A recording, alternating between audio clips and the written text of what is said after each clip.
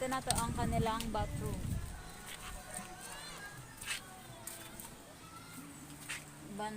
Malinig man kan CR.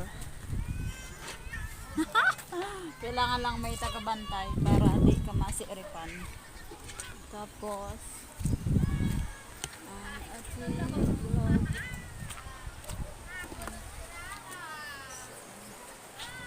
magalayo ka tayo di kaya itong pakading sulong.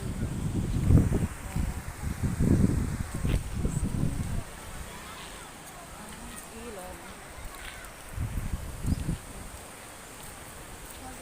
Sa puro. Ito may nagiralaba sa puro. May ano ito? Kuhaan ang kadi ang alid to.